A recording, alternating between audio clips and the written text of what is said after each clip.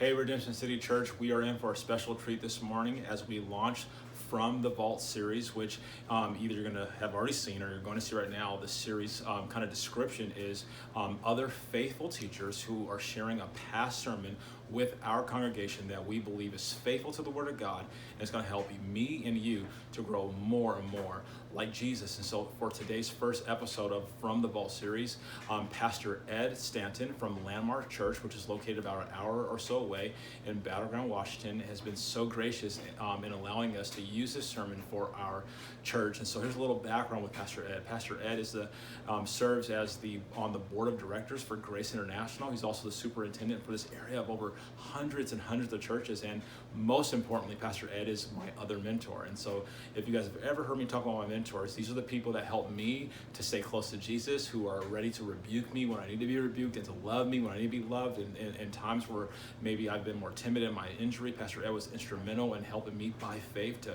take that step at Sunrise. And so you've met one of the pillars of my life. His name is Pastor Alfred E. Smith, Dr. Pastor Alfred. Now you get the opportunity to hear the Word of God uninterrupted from Pastor Ed Stanton, my other mentor. And these are the two guys that I am so thankful and so just honored to allow them to teach me and to grow me and to always be there in any moment that I need them. In fact, I had just called on Pastor Ed not too long ago for some questions to do with the COVID-19 season. He gave me, as always, sound and great wisdom. And so I hope that this sermon you're going to listen to today is encouraging and edifying as we look at a sneak peek in the book of Ruth. And we hear from Pastor Ed, a wise man who's been a pastor for over 40 years in ministry, who's been celebrating over 30 and 40 years of marriage and has a wealth of wisdom bottle capped in this sermon for you and for me.